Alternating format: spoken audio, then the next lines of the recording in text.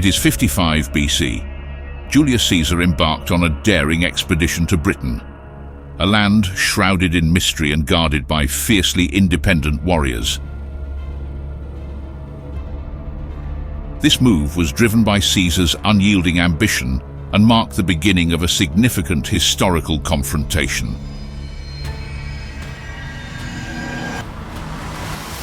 Upon their arrival, the Romans encountered strong resistance from the Britons. They were ready to die for their homeland. The ensuing battles showcased the discipline of Caesar's legions against the Britons' valorous defense. Despite the intensity of the battle, Caesar's campaign ultimately ended in a retreat, setting the stage for future Roman endeavors in Britain.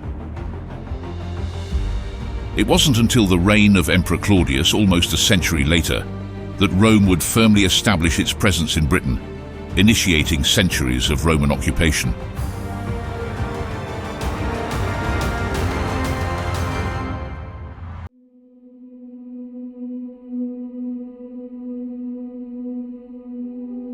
But before the Romans set foot on the island, it was already a home to various tribes and cultures. The earliest human activities can be traced back to around 750,000 years ago, with significant evidence such as ancient footprints found in Norfolk dating to about 950,000 BC. By 4000 BC, Neolithic farmers had introduced pottery and agriculture, marking a shift from hunter-gatherer societies. The landscape of Britain was further transformed around 2500 BC, with the construction of monumental structures like Stonehenge, predating the Bronze Age's onset.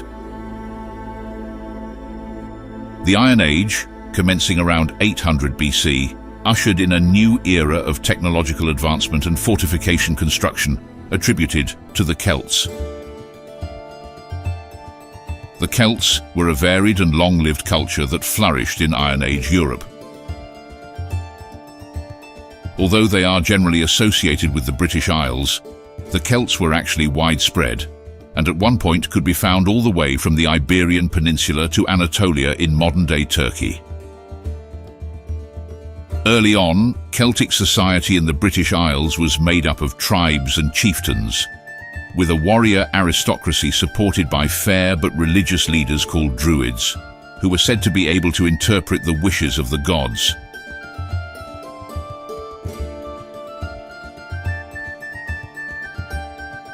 Celts were thought to have been the first to bring iron smelting technologies to Britain, and as a result, the Iron Age is named for the culture.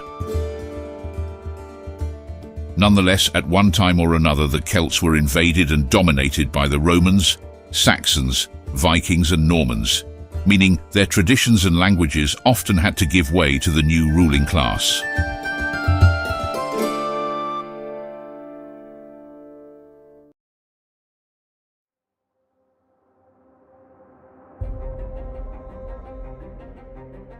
But the rule of Celtic tribes on the island came to an end in the 1st century BC as it fell under the control of the Roman Empire.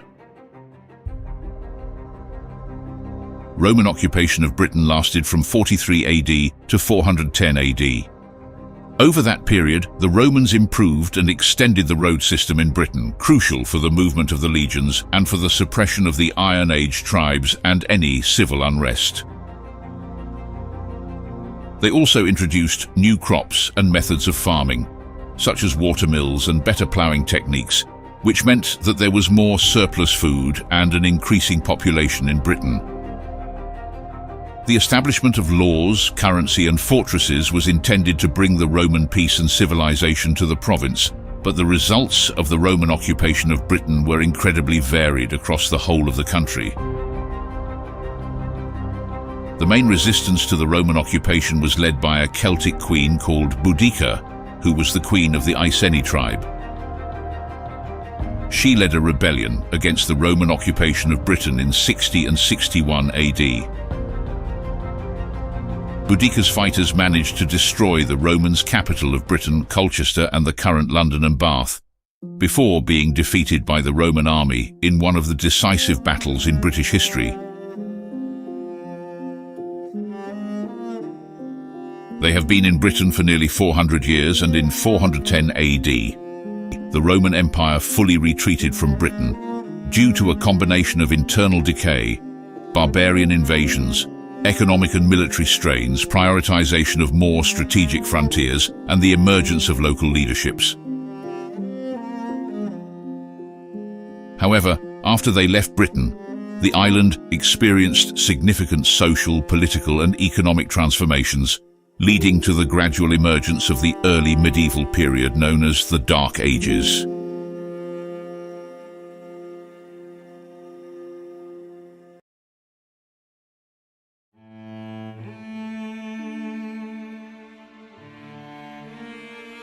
Once the Romans left Britain and the country was in chaos, and it was invaded by different groups of people from Europe. These tribes included the Jutes, Saxons and Angles, who migrated from mostly Germany and Denmark. On the other hand, the Celtic tribes, or more accurately Britons, were forced to retreat to what is now Wales, Cornwall and Scotland to safeguard themselves from these invading groups.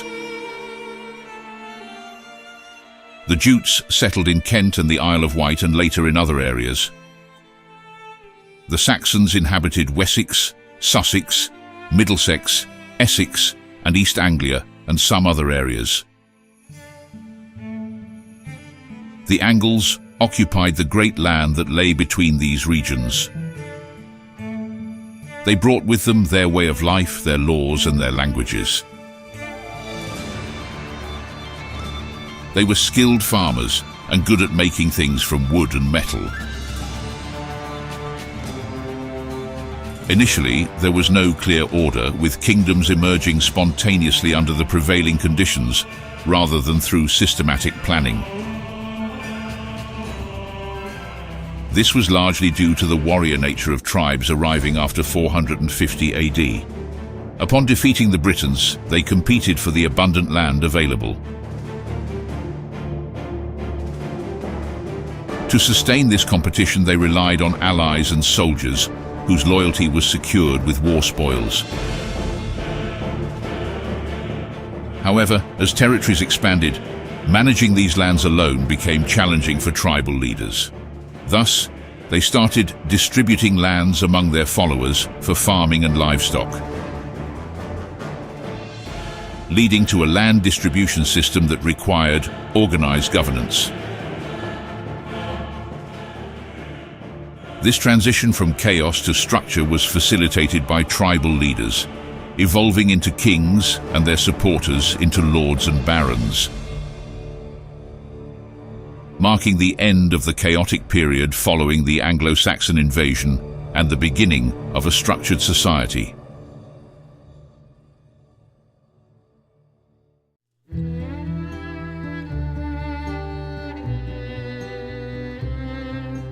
For many years, these people did not refer to themselves as English.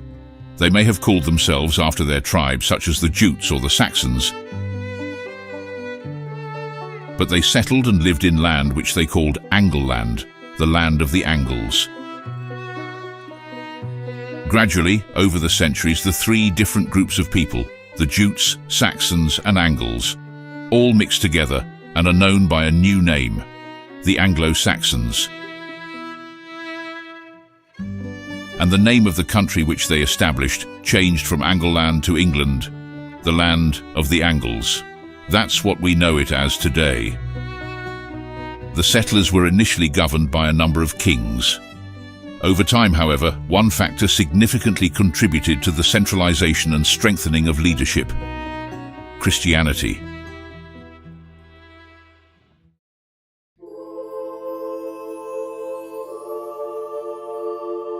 But it was not until the arrival of St. Augustine of Canterbury in early 597 that Christian conversion began to make an impact and expand across the island.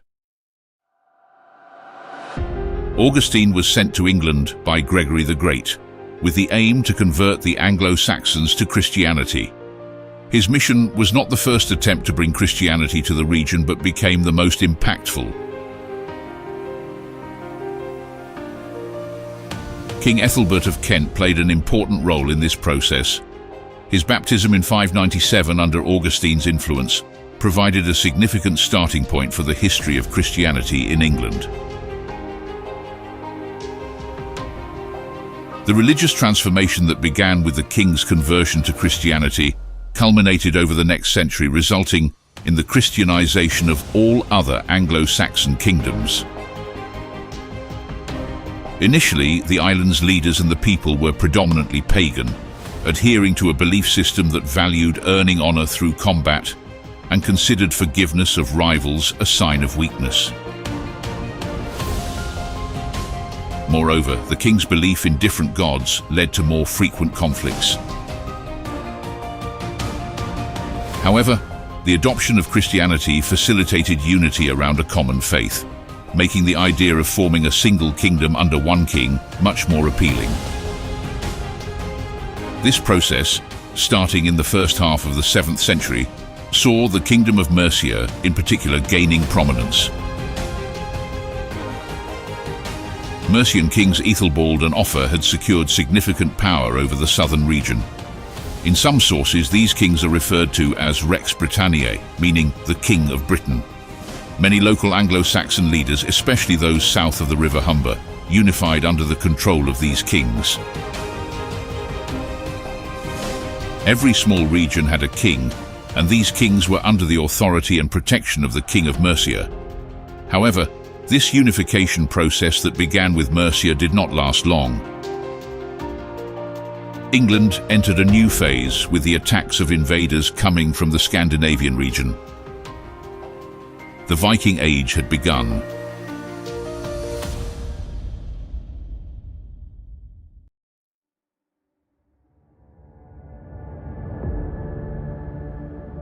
The Vikings began to come to England from the late 8th century to the early 9th century.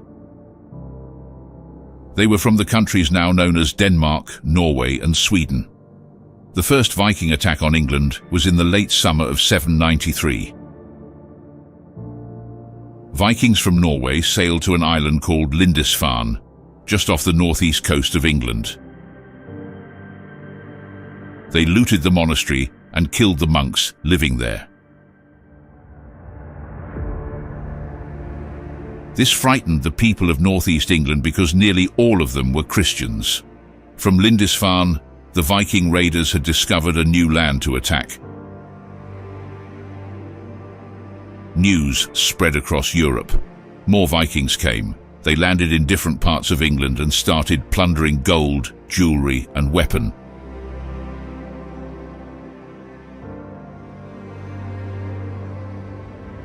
In the 9th century, the attacks became more intensified, and they managed to get a firm hold on Northumbria and York in 866.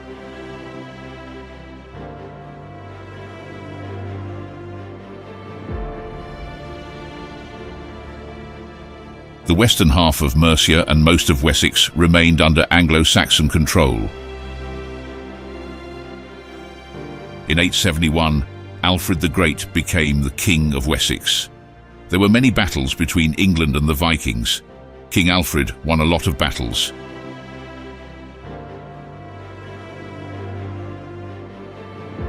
In 878, the King of Wessex, Alfred, managed to defeat a large Danish army at the Battle of Edington, bringing a halt to the relentless Danish invasion.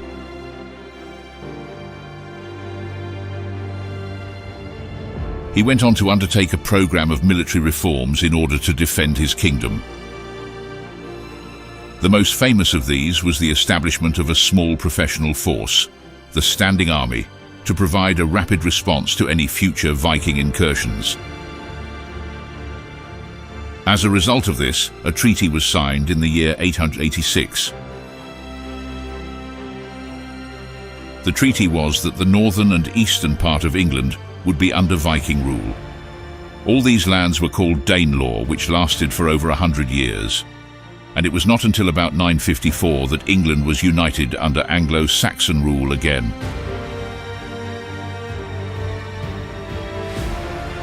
By the time of his death in 899, Alfred had reclaimed much of the Danelaw, and so had his son Edward by the time he died in 924. This helped to strengthen and unify the Anglo-Saxon kingdom and set the scene for the eventual unification of England under his grandchildren.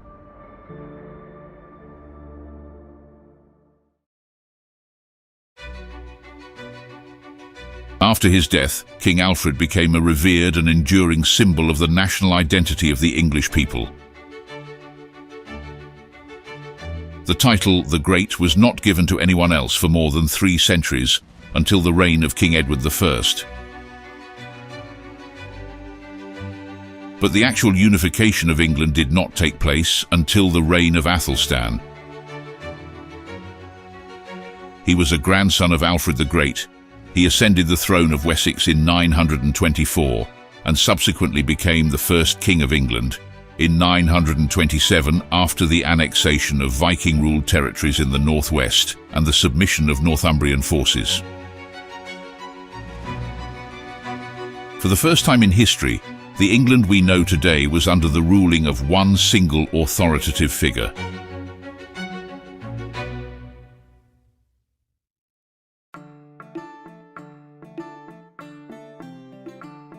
As we wrap up today's journey through rich history of England, our exploration doesn't stop here. In the coming weeks, we'll be expanding our historical adventure to cover more fascinating aspects of England and the entire United Kingdom. Bringing the past to life with stories, insights, and discoveries you won't want to miss. But for now, we want to hear from you. Is there a particular era or event in England's past you're excited to learn more about? Drop us a comment below with your thoughts and questions. And if you haven't already, make sure to hit that subscribe button. Give us a thumbs up if you enjoyed today's video, and share it with friends and family who love history as much as you do. Your support helps us create more content like this and keeps our community growing. So, stay tuned, keep exploring with us, and as always, thank you for watching. See you in our next adventure through time.